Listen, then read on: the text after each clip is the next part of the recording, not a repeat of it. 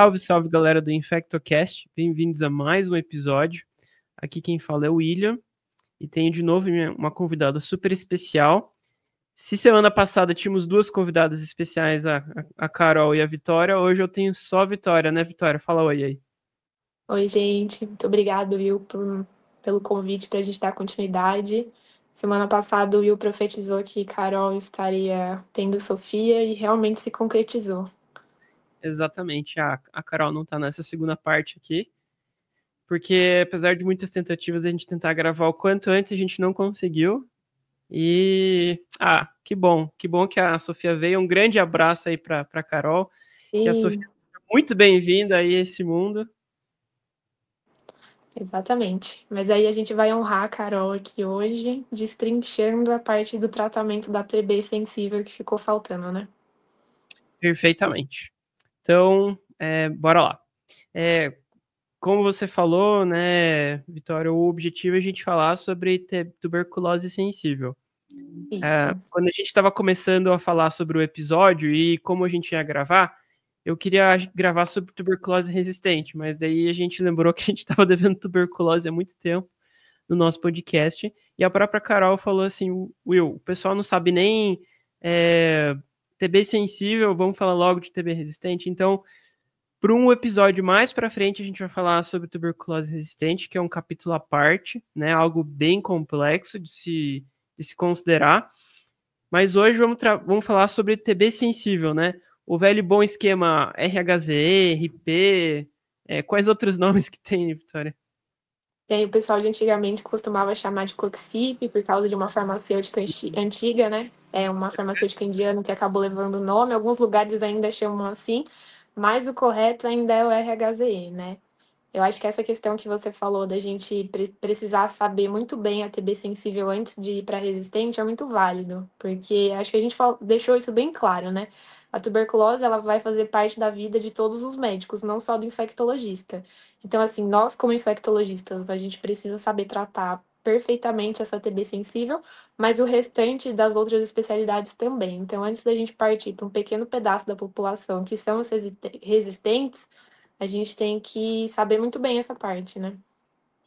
Perfeito, Vitória. E então, partindo do pressuposto que o nosso paciente já tem diagnóstico definido, seja porque a gente definiu ele por um SCARRO, por um PCR, um TRM-TB, o Gene Expert, cultura, ele já tem diagnóstico definido. A gente pode até conversar depois um pouquinho sobre polêmicas de tratamento empírico, mas aqui é diagnóstico definido. Você tem certeza que o teu paciente tem tuberculose, de preferência você tem um exame até com o Gene Expert positivo, com sensibilidade à rifapicina no teu exame, e bora lá falar do tratamento.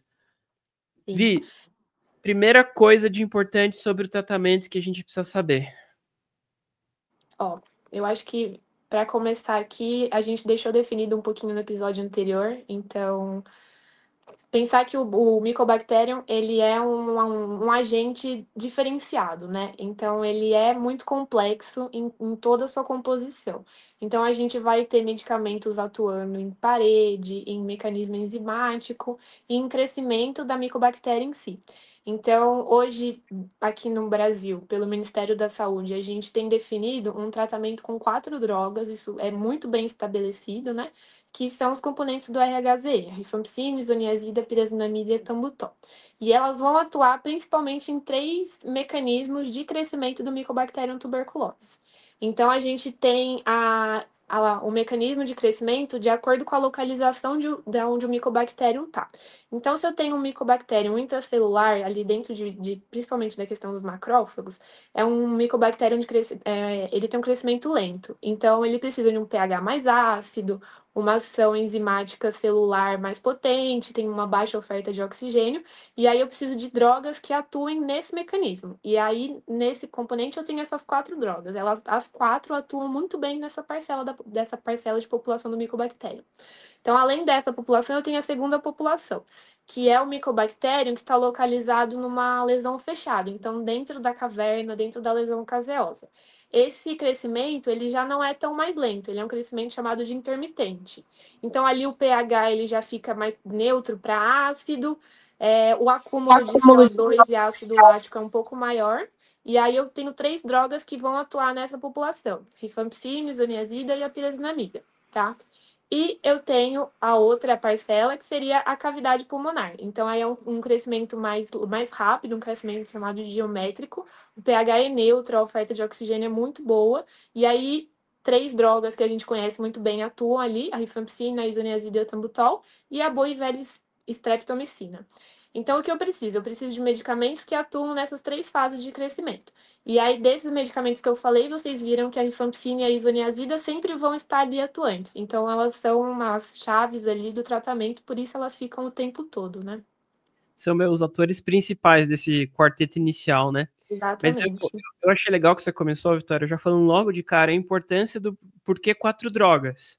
Às vezes a gente vai se perguntar, mas tratamento de tuberculose não é fácil, para que 4 drogas e tudo mais. Às vezes tem aquela questão do paciente tratando a pneumonia com uma quinolona, por que será que não trata, né? Trata meia boca, ou só melhora a febre e depois a tuberculose está ali, né? Super ativa, justamente por causa de todos esses mecanismos que você trouxe aqui, né, Vitória? Sim. Então, basicamente, levando em consideração todo esse comportamento metabólico, toda a localização do bacilo, eu tenho que alcançar 3 grandes objetivos, né? Pensando no tratamento aí. Então, eu preciso ter atividade bactericida precoce, eu tenho que prevenir que bacilos resistentes cresçam e fiquem emergentes ali, e eu preciso ter uma atividade esterilizante rápida, né? Então, por isso que o tratamento ele é dividido em 2 partes. A gente chama a primeira parte de fase de ataque e a segunda de manutenção. E essa primeira fase de ataque, onde a gente tem essas 4 drogas, elas visam principalmente a gente esterilizar ali, fazer com que o nosso paciente não se torne bacilífero para contaminar outras pessoas, e para a gente também tentar prevenir a resistência, né? Perfeito, Vi. Então, só relembrando, ou para quem não sabe, o tratamento de ataque são os 2 primeiros meses, né? São as 8 primeiras semanas de tratamento, que você vai usar rifampicina, isoniazida, pirazinamida e etambutol. Depois, o tratamento de consolidação, que a gente pode assim dizer, né, Vitória, os próximos 4 meses, né, o tratamento clássico tuberculose, considerando aqui 6 meses, que você vai usar só a rifampicina e a isoniazida. Eu lembro até que na faculdade, uma vez, o professor trocou no tratamento a pirazinamida por pirimetamina, o que gerou um pouco de confusão na época. Hoje em dia isso já vem tudo conformulado, mas não é como se a gente pudesse trocar qualquer remédio assim, né, Vi? Graças a Deus, porque acho que ia gerar muita confusão, né? Eu já vi gente confundindo piridoxina com a pirazinamida, mas hoje é tudo coformulado, então a gente tem um comprimido que vem as 4 drogas, e o número de comprimido que o paciente vai ingerir não é de acordo com, assim, cada comprimido tem sua droga, eles estão coformulados e a quantidade de comprimido é de acordo com o peso do paciente, né? Então, o manual, ele traz uma tabelinha bem boa. É sempre bom ter ali uma cola no celular, porque a gente não consegue decorar isso. E aí, reforça aquela coisa de que o paciente, em toda consulta, a gente precisa pesar, porque o número de comprimido vai estar de acordo com o peso que o paciente vem. E a gente sabe que o paciente com tuberculose, ele, conforme ele vai melhorando, uma das características que a gente observa é justamente o ganho de peso, né? Então, não é o número de comprimido, não significa a quantidade de componentes, mas sim o peso do paciente, porque um comprimido vem as 4 drogas. Muito bem lembrado, Vi. Acho que é clássico aquele paciente que começa a tratar tuberculose, ganha peso, aí para de responder e ninguém sabe o que está acontecendo, aí vai lá, o paciente ganhou fácil, o paciente já ganha 20 quilos no tratamento, né? Às vezes é co-infectado, às vezes tem HIV junto, e também começa, às vezes nesse meio tempo eu já tinha começado, né? A terapia antirretroviral, isso também faz ganhar peso, ou às vezes o contrário, né? Às vezes o paciente está fazendo alguma toxicidade, o paciente perdeu mais peso. Descendo, justo. Exato. Então, quando a gente passa, pelo menos quando a gente tem um caso de tuberculose, estou com os residentes aqui, eu falo assim, qual é o peso do paciente? Eles respondem, 60 quilos aqui no sistema. Daí eu falo assim, olha, na minha residência, eles falaram assim, você não acredita em nada até que você mesmo vá lá e pese o paciente. Então, a gente ia lá e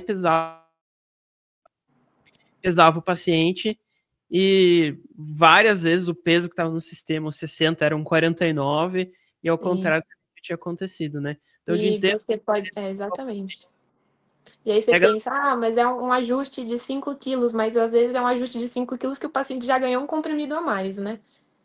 Os alunos que acabam rodando comigo no ambulatório de tuberculose também, eu tenho que pesar, tem uma balança ali, não custa nada, isso às vezes interfere bastante no andamento do tratamento do paciente, né? Perfeito, Vi. E agora vamos falar sobre horário de tomada, tomada com estômago vazio, estômago cheio e outras drogas que você pode tomar junto. Existe uma regra? Eu posso tomar o esquema RHZ qualquer horário ou não? Idealmente, como eu falei, tanto a rifampicina, principalmente a rifampicina e a isoniazida, que são os atores principais ali, eles são melhores metabolizados em meio ácido. Então, a gente sempre precisa orientar que o esquema ele precisa ser ingerido em jejum. Então, a gente fala para o paciente: acordou, a primeira coisa que você vai fazer é tomar o comprimido da tuberculose. Se você tem algum tratamento contínuo que também precisa ser tomado de manhã, a gente vai espaçar e a gente vai dar prioridade para o esquema da tuberculose sempre estar ali de manhã. Então, se toma também inibidor de bomba de prótons, né? Omeprazol, É, pantoprazol da vida, toma primeiro é, o remédio, espera, se possível, não junto, né? não junto. Medicamentos que são tomados ali de manhã que a gente sabe que a maioria dos pacientes tem. Então, questão do omeprazol, às vezes a levotiroxina, que também precisa ser ingerida em jejum. Então, assim, nunca tomar junto, espaçar. O omeprazol, ele interfere muito com a rifampicina, a gente pode falar depois quando a gente for falar um pouquinho das drogas. Pelo mecanismo do P450, né? Ele vai interagir nessa parte e aí ele precisa ser tomado com 12 horas de diferença. Então, assim, se você vai tomar o RHZ de manhã, o seu omeprazol vai ficar lá para a noite. Então, assim, não usar junto porque ele vai diminuir a eficácia da rifampicina e toda aquela discussão de prevenir a resistência a gente vai estar jogando fora, né? Perfeito, Vitória. E aproveitando, é, eu até falei, né, aquela hora, os tratamentos, em média, né, o principal tempo de tratamento é 6 meses, mas tem alguns momentos, algumas situações que a gente precisa esticar esse tratamento. Quais são essas situações? Então, a gente tem as TBs extrapulmonares, né? Então, duas situações principais, né? TB com acometimento do sistema nervoso central e a osteoarticular.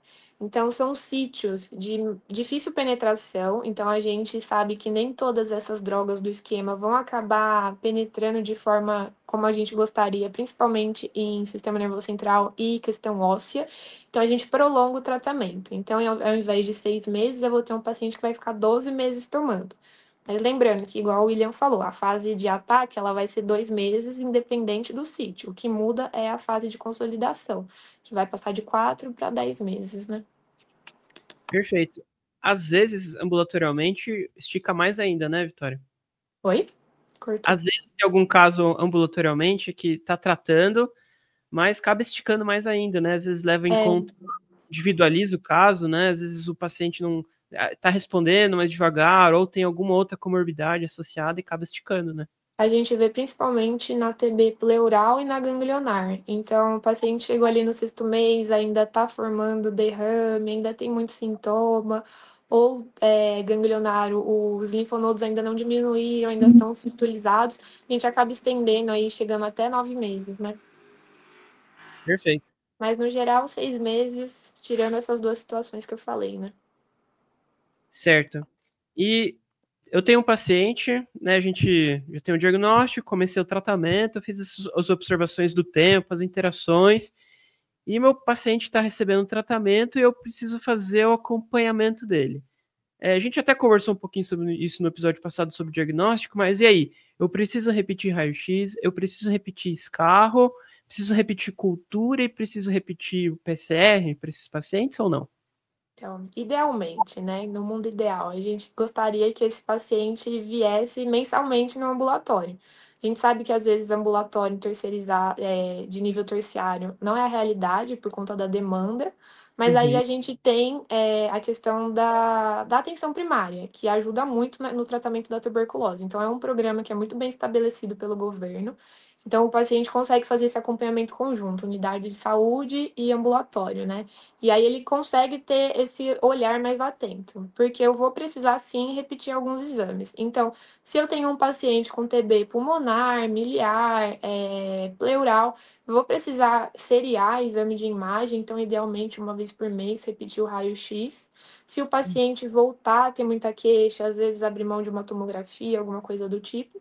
E se o paciente teve o diagnóstico de TB pulmonar por escarro e ele continuar tendo escarro, eu preciso seriar esse escarro, porque é a negativação tanto do bar quanto da cultura que vai me levar ao critério de cura, né?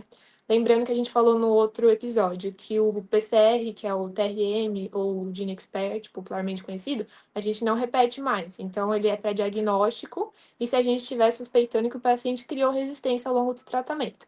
Mas para fazer acompanhamento, não, porque ele vai continuar positivo, né? Perfeito. E acho que a gente acabou não conversando sobre o exame do escarro no episódio passado, mas só lembrando que existe até uma recomendação de colher o escarro pela manhã. Mas isso é uma regra? Precisa mesmo ser sempre de manhã? Não, não precisa. Idealmente, o primeiro escarro da manhã, porque eu preciso que o paciente esteja em jejum para mim não contaminar a amostra. Então, tem que ser escarro, não pode ser saliva. Mas se o paciente chegou num pronto-socorro, está internado, já não é de manhã, o paciente já se alimentou, a gente precisa que ele fique ali um tempinho em jejum, 4 a 6 horas, e aí eu posso tentar coletar um escarro desse paciente, né? Perfeito. Beleza. Acho que a gente pode ir agora para falar das drogas mesmo, né? Eu acho que vamos começar com a rifampicina, que é um ator principal, né, uma atriz principal nesse esquema de tratamento de tuberculose, mas também é uma das que, infelizmente, interagem com vários outros remédios, né, Vitória? Sim.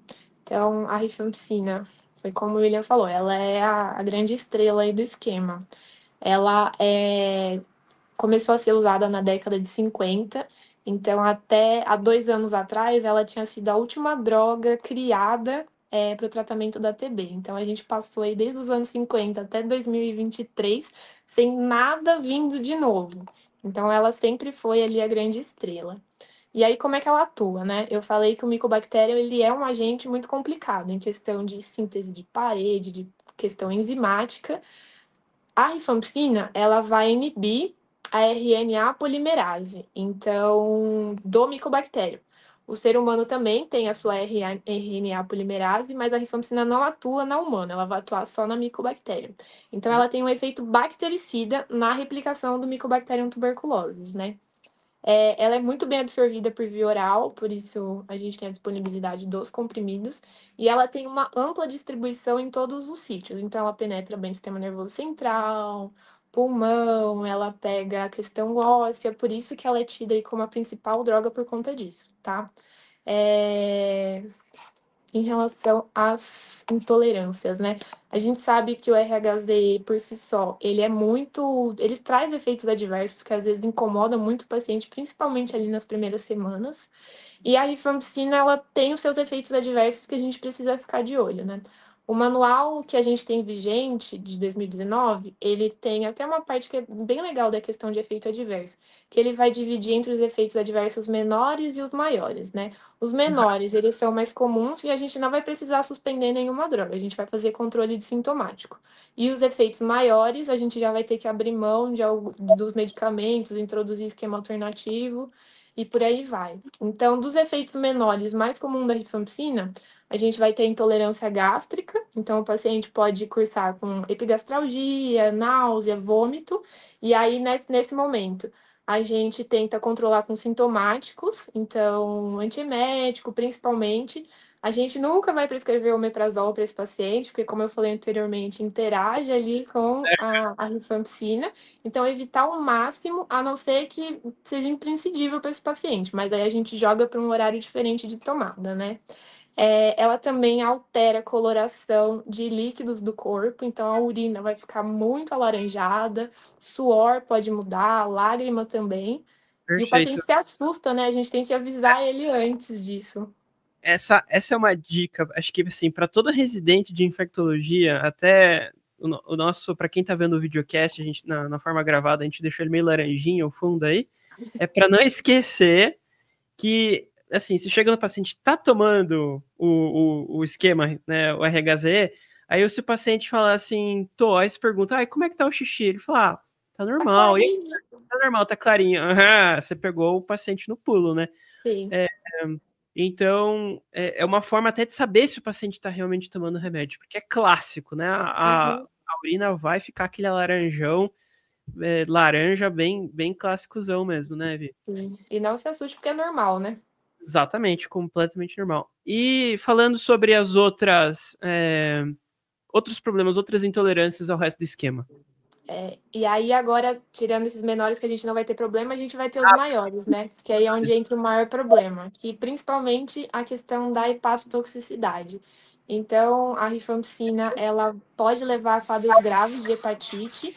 Então, mensalmente, a gente focou que o paciente vai ter que vir fazer acompanhamento. Eu preciso pedir alguns exames laboratoriais, principalmente nessa fase de ataque.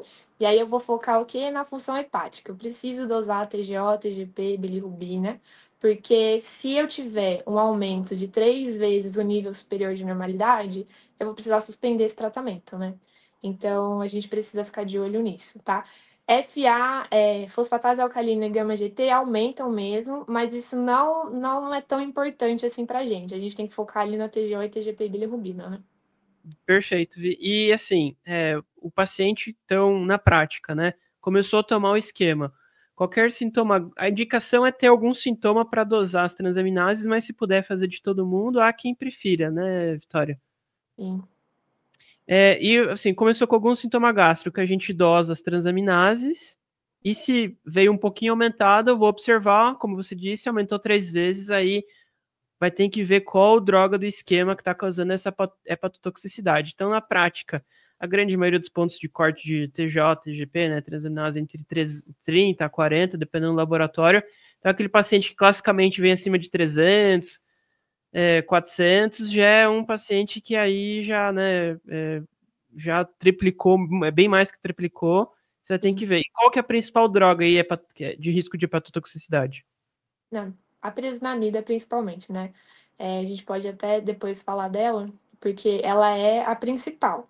Mas os quatro podem causar. Então, qual é o problema? Então, a hepatite é o efeito que a gente fica mais preocupado e é o que mais acontece.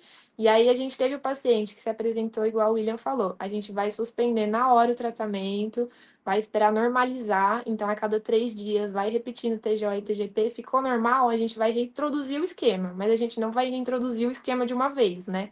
A gente vai precisar fazer o famoso droga-droga. Então, O aí a desafio, gente né? começa. Aí a gente vai precisar pedir as 4 drogas separadas e a gente vai. A cada semana introduzindo uma para ver qual delas que causou esse efeito, né? Então, idealmente, a rifampicina sempre junto com o etambutol, fez uma semana, dosei, não alterou, vou introduzir a isoniazida. Passou mais uma semana, não teve nenhuma alteração, coloco a pirazinamida. E aí, se foi a pirazinamida, eu tiro ela do esquema. Se foi a isoniazida, eu tiro do esquema. Se foi a rifampicina, eu tiro do esquema. E aí eu vou adaptar qual foi a droga e o que eu vou precisar. Se eu vou precisar aumentar tempo, se eu vou precisar introduzir uma quinolona, por exemplo. Perfeito. E geralmente, quando a gente vai fazendo o desafio, né, o tempo de tratamento ele meio que fica em stand-by, né? Fica ali num tempo morno. Quando volta as 4 drogas que eu conto o D0, digamos assim. É É, isso, né? exatamente. Depende muito, né? Tem paciente que às vezes com 20 dias você já consegue reintroduzir e já sabe o que aconteceu. Aí você não perde o anterior, mas a gente aqui no Brasil, a gente tem a questão dos 30 dias. Se o paciente ficou 30 dias sem tomar essas drogas, eu perdi o que foi feito para trás, né? Aí eu vou continuar do Perfeito. zero a partir dali. Era bem isso dos 30 dias que eu queria salientar. Perfeito, Vitória. A gente já falou aqui então sobre toxicidade. Ficou alguma coisa das outras drogas que você queira mencionar? Talvez da isoniazida? Eu acho que vale a pena a isoniazida, nosso ator coadjuvante do esquema. Também é uma droga muito boa. A Carol falou bastante sobre a questão da resistência, mais ou menos o que interfere lá para frente quando a gente for discutir de resistência. Sim. Então, é uma droga que a gente tem que ficar de olho também. E aí, ela também tem seus efeitos adversos potencialmente graves, assim que a gente também tem que ficar de olho. Então, principalmente, ela é uma droga que causa neurotoxicidade. Então, é Clássico. aquilo que a gente mais escuta desde a época de cursinho, neuropatia periférica induzida pela isoniazida, né? Então, a gente precisa questionar esse paciente, se ele está tendo dor, questão de sensibilidade em membro inferior, porque se isso for incapacitante, a gente vai ter que tirar a droga do esquema. Se for alguma coisa leve, a gente vai conseguir dosar, manejar com sintomáticos, e aí lembrando que a gente consegue prevenir isso associando a piridoxina ao esquema, né? Então, fez o diagnóstico de tuberculose, além de começar o tratamento com RHZ, você também vai introduzir a piridoxina, que é a vitamina B6, para prevenir essa neuropatia periférica. E ela vai ficar junto ali os 6 meses de tratamento, né? Nesse caso, vitamina aqui tem uma indicação muito clara, né? Acho que em tempos onde as pessoas receitam vitamina por qualquer coisa, temos aqui um excelente exemplo E de. precisa, né? E a gente esquece. Assim, por mais que a gente né, saliente essa questão dos sintomas neurológicos, é uma coisa que acaba às vezes escapando, assim, né? Tenho ali uma cartinha na manga, principalmente para quem tem fator de risco, né? Paciente imunossuprimido, etilista, Diabético. diabético, né? Que são fatores que você tem que também levar em consideração. E além dessa questão da neurotoxicidade da neuropatia periférica, a isoniazida também causa mudança de comportamento. Então, ela tem efeitos psiquiátricos também. Então, ela pode aumentar a questão de ansiedade, de pânico, tem relato de de insônia, de psicose. Então, também ficar de olho nisso, porque é toda uma questão da neurotoxicidade que também vai afetar isso nesse paciente. Também outros, assim, a gente acaba às vezes, quando acontece isso, culpando, vou fazer uma toma, uma ressonância, lógico que a gente vai investigar, né? Mas às vezes a gente esquece disso também, né? Que é culpar, que achar, principalmente para paciente que já tem outra infecção, às vezes pensar ou neuro-TB ou uma outra infecção junto, né? E a gente também esquece disso, né? Super importante salientar essa questão dos sintomas neurológicos aí da velha isoniazida. Mais alguma coisa, vi dos outros? Então, da presinamida, focar principalmente que ela é a principal causadora da hepatite, e do Uhum. etambutol, a questão da neurite ótica, né? Também outro efeito adverso clássico do medicamento. Então, o principal efeito ali do etambutol é a neuropatia, também pode causar neuropatia periférica, mas principalmente a neurite ótica retrobulbar, que ela, se você fez o diagnóstico rápido, conseguiu tirar a droga a tempo, ela pode ser reversível, mas se eu demorei um pouquinho mais, às vezes a gente acaba comprometendo e a gente não consegue voltar ao que era antes. Então, pode se tornar irreversível. Então, o paciente veio na consulta, falou que está com baixa de acuidade visual, estava enxergando embaçado, retira etambutol, pede avaliação do oftalmo, porque às vezes a gente precisa abrir mão dela também. Ótimo, maravilha, Vitória. Acho que a gente destrinchou aqui muito bem as nossas 4 drogas para tuberculose. Sim. E dito isso, beleza, tratamos o paciente, fizemos o segmento, consideramos aqui as toxicidades, particularidades de quando a gente precisa substituir uma droga, que esquemas alternativos. Isso Então, talvez, assim, é uma conversa complexa, mas vamos só dar uma pincelada por cima, assim. tem uma receitinha, né? Vai depender de qual deles causou o efeito, né? Então, se eu sei que o medicamento que eu vou ter que substituir é a rifampicina, hoje o preconizado, tirou a rifampicina, você coloca uma quinolona no lugar. Então, aí vem o levofloxacina. Lembrando que toda vez que você retira a rifampicina, ela é a chave ali do esquema, o tratamento ele vai ser postergado para 1 ano, né? Então, Uhum. tirou a rifampicina, independente do sítio de tuberculose, vai ser 1 ano de tratamento. E aí, 2 meses com isoniazida, pirazinamida, etambutol e levo, e depois 10 meses de levo com isoniazida, tá? Se foi a isoniazida que estiver causando o meu problema, retirei ela do esquema, eu vou colocar o levofloxacina no lugar também. Só que aí eu não preciso aumentar tempo de tratamento. O meu tratamento vai ser 6 meses mesmo, tá bom? Então, mesma coisa. 2 meses de rifampicina, etambutol, pirazinamida e levo, e 4 meses de rifampicina com levo, tá? Se foi a pirazinamida que causou o meu problema, eu só retiro ela do esquema. E aí eu aumento 2 meses. Então, vão ser 9 meses no total. Dois Compensa com meses. Aham. Compensa com o tempo. Não preciso substituí-la, mas aumento 2 meses na fase de manutenção. E se foi o etambutol que estiver causando meu problema, eu só retiro ele do esquema. Não coloco nada no lugar e não mudo o tempo de tratamento. Eu vou falar uma coisa aqui, assim, na prática, estudar tuberculose, ou fazer o diagnóstico, assim, eu adoro, mas agora quando a gente vai falando desses esquemas de substituição, porque daí tem a parte burocrática, que você precisa mandando 1000 e-mails, solicitar, Eu acho que a pior parte é a parte burocrática, né? burocrática. Então, qualquer infectologista, pessoal do CCH, enfermeiro do CCH, farmacêutico do CCH, qualquer, ou se você está em algum hospital, que é um guerreiro que está enfrentando a tuberculose nesse querido Brasilzão, toda a minha força para você, não desista, porque, querendo ou não, tratar tuberculose é uma das coisas mais satisfatórias que tem em vista do que o paciente estava e como ele termina, né? Então, assim, vale cada luta, vale cada e-mail, cada prescrição que você vai ter que lutar por essa burocracia, notificação, papel.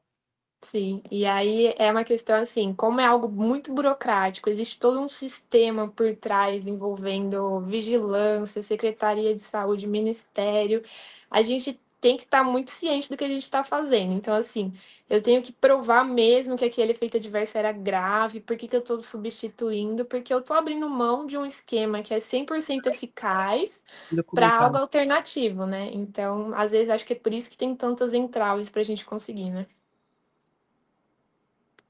Perfeito. Acho que a gente, de uma forma geral, falou um pouquinho de tudo sobre o tratamento. Tem alguma coisa que você ainda queria comentar antes de a gente ir para algumas polêmicas novas? Acho que de tratamento é isso. Eu acho que foi bem o que você falou. Tratar a tuberculose é algo que é muito gratificante, porque a gente vê a melhora, ela é nítida, ela tá ali na nossa cara. É um tratamento que é eficaz, que a gente sabe que vai ter cura, mas a gente precisa ter essa questão dessas peculiaridades das drogas. Então, esse paciente, eu preciso questionar muito bem tudo que ele está usando. Então, pergunta ativamente, está tomando omeprazol, está tomando algum tipo de anticoagulante, anticonvulsivante, usa alguma vitamina, que às vezes o paciente não vai falar, mas interrogue, pergunte de acordo com cada classe. Se você não sabe as interações de cabeça, jogue no sistema de interações medicamentosas, porque isso tudo vai ter implicações no futuro, né? Muito bom assim, recentemente a gente teve algumas recomendações novas fora do país, né? Teve alguns artigos novos e que isso gerou talvez algum burburinho. Algumas pessoas vieram até pedir para a gente comentar alguma coisa sobre. Acho que foi janeiro, né, de 2025, final de 2024, a American Thoracic Society soltou um documento de algumas recomendações novas que eles têm para o tratamento. Sim. E tratamento, o nosso clássico RHZE era quebrado, né? Dentre as recomendações que eles colocam lá, no caso eles até colocam alguma coisa de TB resistente, mas nem vamos conversar muito sobre isso, mas o esquema clássico, eles colocaram uma sugestão de um tratamento mais curto e sem a rifampicina, né? E qual o racional por trás? Toda vez que eu quero mudar o tratamento, né, um tratamento já consolidado, por dois motivos. Ou facilitar que os pacientes tomem, Uhum. que seria um caso, né, qualquer tratamento que vai ser mais curto vai ser mais fácil meu paciente aderir ele até o final. Então esse aqui é um ponto bem relevante, que é um tipo de discussão que a gente realmente tem que manter. E segundo, né, toxicidades e facilidades do tratamento. Dentre os esquemas que eles colocam, eles substituem o esquema clássico por isoniazida, rifampicina, pirazinamida e moxifloxacino, e ao invés de 6, 4 meses. Porém, assim, já teve gente falando, acabou a RHZ, acabou, né, Uhum. até alguém falando assim, acabou o RIP. Acho que a gente tem que RIP, né? RIP, exatamente, RIP. Mas acho que tem algumas críticas que a gente tem que fazer aí, né, Vi? Quer falar primeiro? Então, assim, para começar, se fosse assim, algo tão inovador, tão bom, a gente já estaria usando em muitos lugares. E a gente viu que isso não saiu muito bem do papel, né? Então, no final do ano passado, começo desse ano, a Sociedade Torácica trouxe esse estudo, porque ela reviveu um estudo que foi publicado em 2021 no New England, se não me engano, que trouxe essa base da questão do esquema encurtado com essas 4 drogas que você falou, ao invés de 6 meses, 4 meses, tá? Não teve inferioridade em relação ao RHZ, foi um esquema bem tolerado, não tinha grandes toxicidades, mas aí levava em conta a questão de 2 drogas, a rifapentina e o moxifloxacino, que a gente não tem tanta disponibilidade, falando em questão de Brasil aqui. Então, a rifapentina, que a gente vê principalmente hoje para substituir a rifampicina com efeito adverso ou no tratamento de ATB latente, vira e mexe ela está faltando, né? Então, a gente vive recebendo nota técnica de que está desabastecido, de que a gente tem que substituir. E aí, pensando nisso, se a gente não tem uma produção em larga escala, se a gente não tem um estoque, a gente não vai conseguir implementar isso aqui no Brasil, né? Porque aí você pega esse estudo da Sociedade Torácica, foram feitos em países onde a carga de TB não era tão alta, mas aí a gente está falando de Brasil aqui, né? Tá ali entre os 30 países com maior carga de tuberculose no mundo. Uhum. Então, a gente tem que levar isso em consideração. E a questão da indução à resistência. Isso não foi muito bem comprovado nesse estudo. Então, assim, não é inferior ao RHZ em questão de cura, que foi o endpoint principal deles. Então, cura em 2 meses. Mas isso acarretou emergência de resistência a essas drogas ou não. Então, ficou alguns vieses, assim, né, nessa questão do estudo. Então, principalmente, a indisponibilidade desse uso amplo da rifapentina e do moxifloxacino e o custo elevado que essas 2 drogas têm em relação ao RHZE, né? E eu Eu vou acho que não é algo aplicável para o momento, mas acho que no no futuro nosso a gente vai ter, sim, disponível, né? Porque para TB resistente a gente já está usando o tratamento encurtado hoje, né? contexto. Demorou para chegar, mas a gente já tem. Então, acho que sim, para o futuro, o RHZ às vezes vai acabar ficando de lado, infelizmente. Perfeito. E até eu comentar algumas coisas que, sim, nesse estudo ele recomenda assim, você tem que, então, você não pode ter suspeita de resistência. Então tem que ser, assim, vamos trazer para o contexto do Brasil. Se o paciente está privado de liberdade, ou se ele já teve um familiar que teve tuberculose no passado e faleceu nesse meio tempo, aí já são 2 fatores de risco para você ter tuberculose resistente. Já é uma população que já não dá, porque ele recomenda assim, você pode usar esse esquema encurtado, mas o teu paciente você não pode estar pensando em resistência. E outra Sim. coisa, a população que ele coloca é uma população assim que diagnosticou tuberculose muito antes da doença já está evoluindo para suas formas mais clássicas. Então não tem não está incluído no estudo, por exemplo, TB cavitária, que é um Sim. dos principais diagnósticos que a gente faz aqui na nossa população. Então, também é uma população que ele tirou do estudo, né? Então, qualquer coisinha um pouquinho mais complicada já não fazia parte do estudo. Então, era aquele paciente bem, assim, bem redondinho. Redondo, né? Exato. E aí tem essa questão do diagnóstico, que é muito polêmico também, porque no Brasil, a gente falou bastante disso no episódio anterior. A gente tem métodos super eficientes que cresceram muito. Então, a gente tem PCR, a gente tem cultura, tem o bar.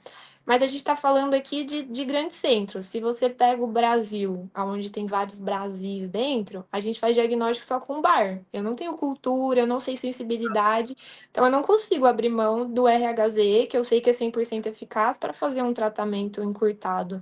Então foi bem o que você falou, é um paciente muito redondo, é um paciente que não tem comorbidade, é um paciente que não tem forma grave, é um paciente que eu tenho todos os meios diagnósticos disponíveis. E eu tenho um segmento muito de perto desse paciente. Então, semana a semana, eles viram os pacientes. Então, não é a realidade que a gente tem hoje, né? Exatamente. Maravilha, Vitor, amando a nossa conversa, mas acho que vamos entrar num último ponto final aqui, tratamento empírico.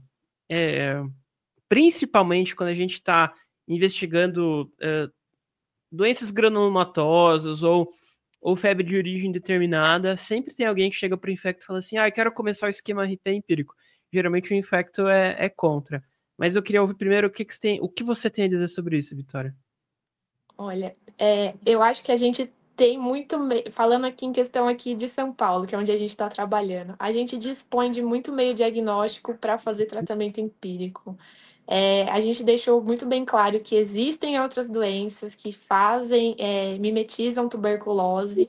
Então, se eu tenho um bar positivo, tem carinha de TB, não tenho mais nenhum meio diagnóstico, aí quem sabe, o paciente está grave, talvez a gente libere um tratamento empírico, mas não é o ideal. Eu acho que a gente sempre tem que correr atrás da prova microbiológica, porque às vezes a gente está fadando um diagnóstico para o paciente de um medicamento que a gente viu que não tem os seus efeitos adversos, e às vezes a gente está deixando passar alguma doença que está por trás. Então, os principais diagnósticos diferenciais da tuberculose são os neoplásicos e as doenças autoimunes, né?